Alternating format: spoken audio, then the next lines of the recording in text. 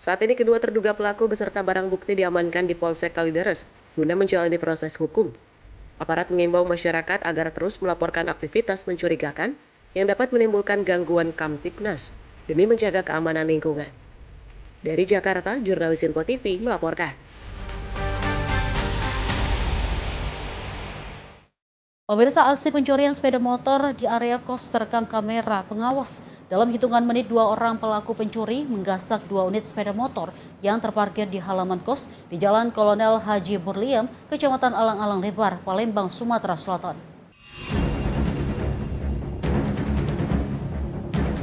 Pencurian sepeda motor terjadi di area kos yang berada di Jalan Kolonel Haji Burliam, Lorong M. Husin, Kecamatan Alang-Alang Lebar, Palembang, Sumatera Selatan. Pelaku terlihat dengan cepat membawa kabur 2 unit motor yang sedang terparkir di halaman kos. 2 kendaraan ini diketahui milik Sri Mulyani, seorang guru sekaligus pemilik kos, sedangkan 1 motor lainnya milik penghuni kos. Berbekal rekaman CCTV, korban melaporkan kejadian ke SPKT Polrestabes Palembang. Kejadian kehilangan motor di wilayah kami, khususnya di tempat saya, kehilangan dua unit motor. Tepatnya yang 230. Itu sempat terekam CCTV juga, Bu, ya? Ada Mbak. Itu dari CCTV diketahui berapa orang, Bu? Ada 3 orang. Yang pertama masuk, kemudian membawa motor, kemudian masuk lagi 1 orang membawa motor kedua. Laporan korban kini sudah diterima aparat kepolisian dan selanjutnya diteruskan ke Satreskrim Polrestabes Palembang untuk ditindaklanjuti.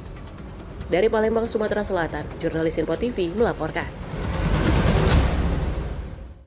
Informasi berikutnya di pemirsa, aksi pelecehan seksual di transportasi publik kembali menggegerkan pengguna jasa KRL komuter lain. Seorang wanita menjadi korban usai seorang pria misterius nekat mengintip dan juga merekam bagian sensitif penumpang di bawah peron stasiun Kebayoran pada Sabtu 2 Mei 2026 malam.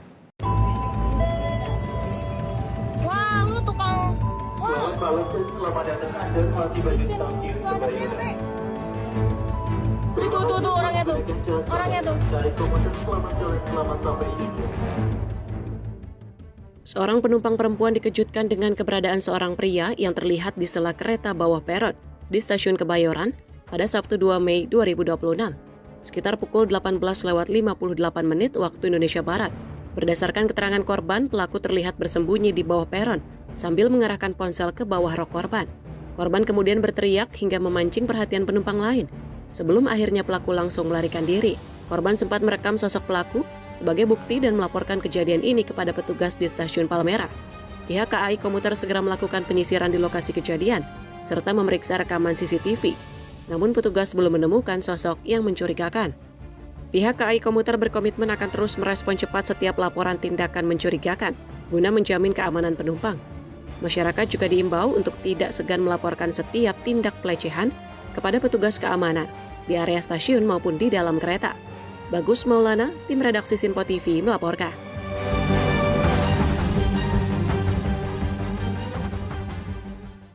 Pemirsa, melakukan perlawanan dan juga berusaha melukai petugas saat ditangkap. Pengedar sabu diberi tindakan tegas dan terukur dengan menembak kaki kanannya.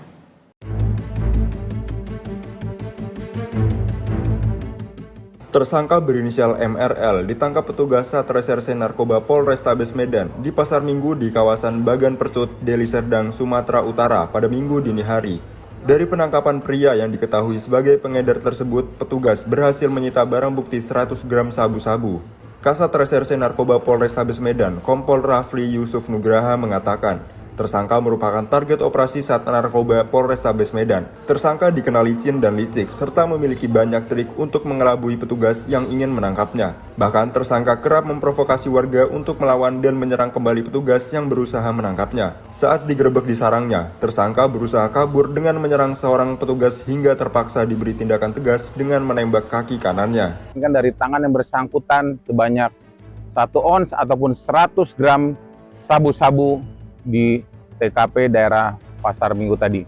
Tersangka ini cukup licin, dalam hal ini banyak sekali trik yang dia kelabui kepada tim, sehingga saat di lapangan, tim melakukan tindakan tegas terukur. Karena yang bersangkutan melakukan perlawanan Karena itu tim melakukan tindakan tegas terukur sesuai dengan standar operasional prosedural yang berlaku. Mempertanggungjawabkan perbuatannya, pelaku kini terancam penjara selama lebih dari 5 tahun karena dijerat dengan Undang-Undang Nomor 35 Tahun 2009 tentang narkotika. Dari Medan, Sumatera Utara, Ahmad Perwira, Simpo TV melaporkan. Pemirsa, Barreskrim Polri mengungkap kasus penyalahgunaan gas LPG subsidi di Klaten, Jawa Tengah. Dalam kasus ini, 2 orang ditetapkan sebagai tersangka dan ratusan tabung LPG diamankan petugas. Barreskrim Polri mengungkap praktik penyalahgunaan LPG subsidi di sebuah gudang di Kabupaten Klaten, Jawa Tengah. Pengungkapan ini merupakan tindak lanjut atas laporan masyarakat yang diterima pada pertengahan April 2026. Dari hasil penindakan, Dirti Peter Barreskrim Polri, Brigjen Pol M. Irhamni menyampaikan petugas mengamankan 1.465 tabung LPG berbagai ukuran, peralatan penyuntikan, serta 6 unit kendaraan operasional. Irhamni menyebut modus pelaku yaitu memindahkan isi LPG subsidi ukuran 3 kg ke tabung non-subsidi ukuran 12 dan 50 kg untuk dijual kembali dengan harga lebih tinggi. 2 tersangka yang diamankan masing-masing berinisial KA sebagai penyuntik dan penimbang, serta ARP sebagai sopir pengangkut. Dari pengungkapan ini, pihaknya berhasil mencegah potensi kerugian negara sekitar 6,7 miliar rupiah. Mereka setiap hari itu membeli dari pangkalan-pangkalan, kemudian masuk ke gudang ini, kemudian dipindahkan dari 3 kg ke yang non-subsidi 12, 50. Jadi di depan terlihat itu ada selang-selang yang digunakan untuk memindahkan dari non-subsidi menjadi subsidi. Oleh sebab itu, aktivitas itulah yang biasanya bisa terbaca oleh masyarakat sekitar ataupun terbaca oleh kami, penyelidik ataupun penyidik. Jadi setiap hari dia melakukan kegiatan itu, kegiatan yang ada di TKP ini adalah kurang lebih dimulai bulan Januari sampai hari kemarin Pak tertangkap, itu total kerugian negara itu 6 miliar dengan perhitungan aktivitas mereka sehari-hari dikurangi selisih subsidi. Jihan Nabila, Simpo TV melaporkan. Pemirsa, TNI Angkatan Laut berhasil menggagalkan upaya penyelundupan pekerja migran Indonesia non-prosedural di perairan Karimun, Kepulauan Riau. Sebanyak 14 orang PMI berhasil diamankan bersama 2 pelaku yang diduga terlibat. Tim Quick Response Lanal Tanjung Balai Karimun berhasil menghentikan sebuah speedboat yang diduga digunakan untuk menyelundupkan PMI non-prosedural di perairan Takong Iu, Kabupaten Karimun. Penindakan dilakukan setelah petugas menerima informasi dari masyarakat terkait rencana pengiriman PMI ilegal dari Batam menuju Pontian, Malaysia. Saat melakukan patroli, petugas mendeteksi pergerakan kapal mencurigakan dan segera melakukan pengejaran.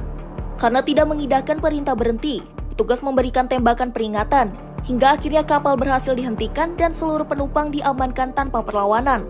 Dalam penindakan ini, petugas mengamankan 1 orang tekok dan 1 anak buah kapal serta 14 PMI non-prosedural yang terdiri dari 9 laki-laki dan 5 perempuan.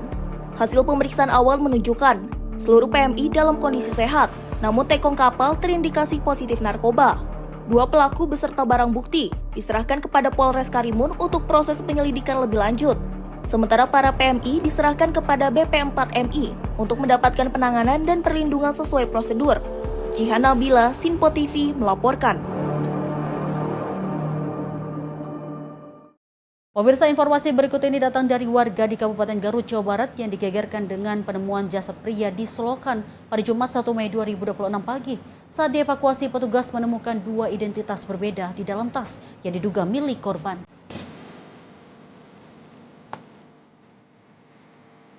Suasana pagi di Desa Sukalilah, Kecamatan Cibatu, Kabupaten Garut, Jawa Barat mendadak geger. Sekitar pukul 6 pagi, warga menemukan sesosok pria dalam kondisi tak bernyawa di Selokan. Korban ditemukan dalam posisi terlentang mengenakan pakaian rapi lengkap dengan sepatu. Mayat pertama kali ditemukan seorang warga yang sedang memeriksa sampah di sekitar Selokan. Warga lalu geger dan berdatangan ke lokasi untuk melihat kondisi korban. Lokasi ini memang kerap digunakan sebagai tempat pembuangan sampah oleh warga pada pagi hari. Petugas dari Polsek Cibatu langsung menuju tempat kejadian perkara untuk melakukan olah TKP dan evakuasi jasad, dibantu oleh tim Inafis Polres Garut, TNI, medis, dan warga setempat. Saat melakukan pemeriksaan, petugas menemukan sebuah tas yang diduga milik korban. Namun petugas dibuat terkejut setelah menemukan 2 kartu tanda penduduk dengan identitas berbeda di dalam tas tersebut. Jasad korban kemudian dibawa ke Puskesmas Kersamanah untuk identifikasi awal. Dari hasil pemeriksaan, korban diketahui bernama Asep Surahman, warga Dusun Kiara Payung, Kelurahan Kiara Sari, Kecamatan Compreng, Kabupaten Subang, Jawa Barat. Kami melakukan cek TKP dan olah TKP bersama unit identifikasi Polres Garut. Betul ditemukan mayat seorang laki-laki, awalnya tidak dikenal, setelah ditemukan tasnya itu ada 2 identitas, baik dari SIM maupun dari KTP. Tapi ternyata kedua identitas tersebut tidak ada hubungannya, dalam artian tidak sinkron kedua identitas tersebut. Kemudian dari identifikasi melalui sidik jari ditemukan alamat yang sebenarnya. Untuk dugaan sementara komandan ini kenapa?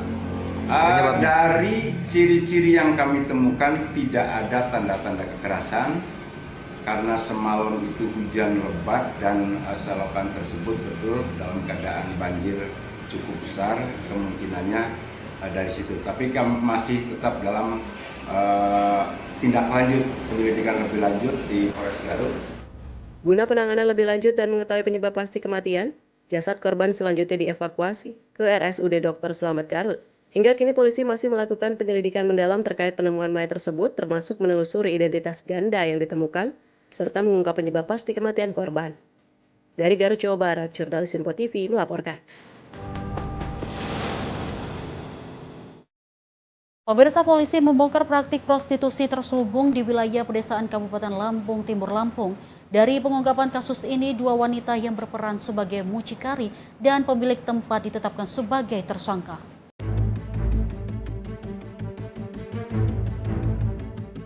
Unit Perlindungan Perempuan dan Anak Satreskrim Polres Lampung Timur bersama tim TKP 308 berhasil mengungkap praktik prostitusi yang beroperasi di sebuah rumah warga di Desa Sumbersari, Kecamatan Sekampung, Lampung Timur. Pengungkapan ini bermula saat petugas melakukan penyamaran dan mendapati adanya transaksi jasa pelayanan seksual dengan tarif berkisar antara Rp250.000 hingga Rp500.000. Dalam penggerebekan ini, polisi mengamankan 2 orang perempuan masing-masing berinisial W yang berperan sebagai mucikari dan S sebagai pemilik sekaligus penyedia tempat.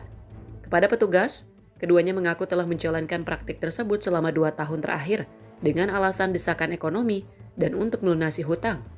Dari setiap transaksi, tersangka S mendapatkan bagian sebesar Rp50.000 untuk sewa kamar, sedangkan tersangka W menerima Rp100.000 dari setiap wanita yang melayani pelanggan. Ya sekitar 2 tahunan lah. Alasannya itu apa, Bu? Ya alasan ekonomi banyak utang. Nah, untuk perempuan yang kita rekrut itu dari mana aja, Bu? Itu datang sendiri. Datang sendiri, kalau cewek-cewek jujur datang sendiri. Aku nggak pernah telepon-teleponan, nggak pernah. Kalau masalah tarif itu rundingan sendiri. Saya nggak pernah ngerundingin. Nggak pernah ngerundingin saya. Terus kita sebagai apa di situ? Ya aku cuma dikasih uang kamar aja sama dia orang. Berapa jatah kamarnya itu, Bu? 50.000. Rp50.000. Awalnya kita ini dapat aduan dari masyarakat